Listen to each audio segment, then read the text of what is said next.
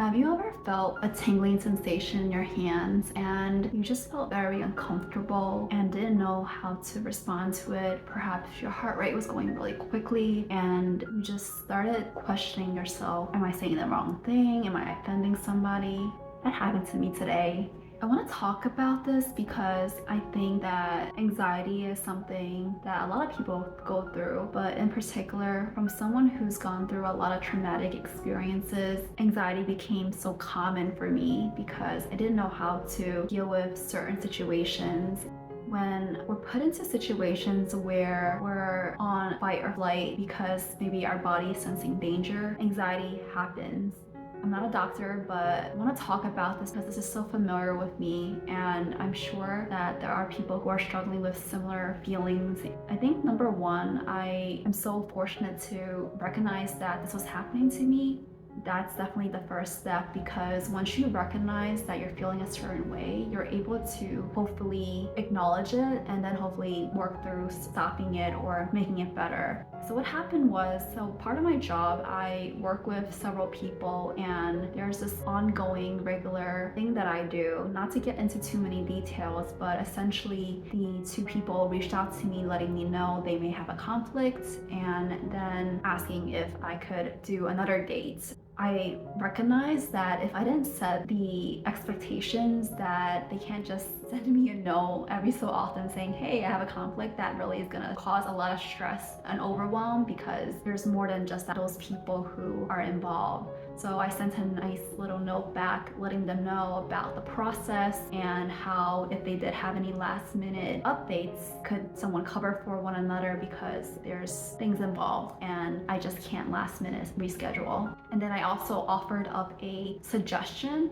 I asked if they can consider having someone else cover, such as their manager, or maybe they can cover each other's sections. It was really interesting because I didn't realize this kind of thing made me uncomfortable, but it made sense. And I think a big part of it is growing up as a people pleaser, I've been really conditioned to just say yes to everything. That's because growing up, if I said no, then I would receive a lot of backlash. I would basically be guilt-tripped and made to feel really terrible about myself if I was not helping. And I think that plays into part of this. I think the other part is also people will push as much as you allow them to, so boundaries are so important. It's very normal and it's human nature for folks to think about themselves and what's easy for themselves, but it takes a little more effort to be considerate of other folks, and that's not often a common trait for everyone. We just gotta think about it. People really will center themselves in the situation that they're going through.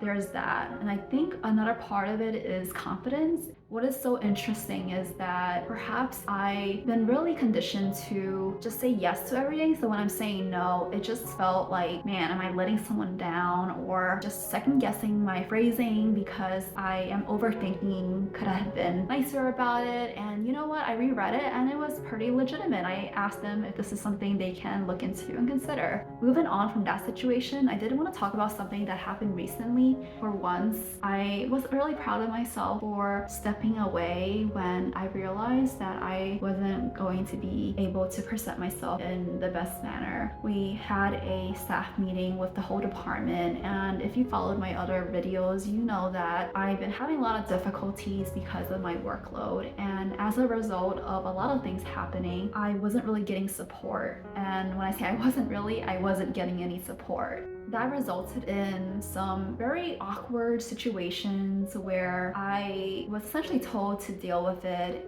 While listening to several people speak about certain things, it really upset me because, to put it bluntly and simply, what happened was it just sounds like people say a lot of things and it's all words, but action speaks louder than words.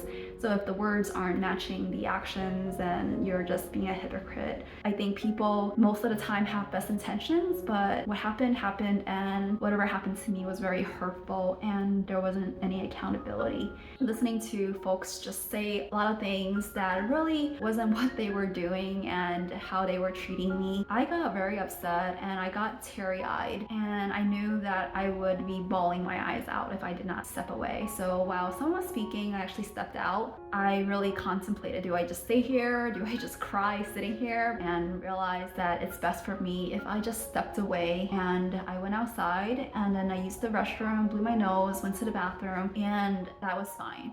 Something that I want to talk about is the spotlight effect, which is people have this tendency to think that the world is spotlighting them. That's very common, which is a psychology thing where we think that people are paying more attention to us than the people actually are. People probably may not have noticed, maybe a few people didn't notice, but in that situation, I recognized that to protect myself, I needed to step away. And I think if this was me many months ago, earlier this year, I would not have done that because I would not know that was an option.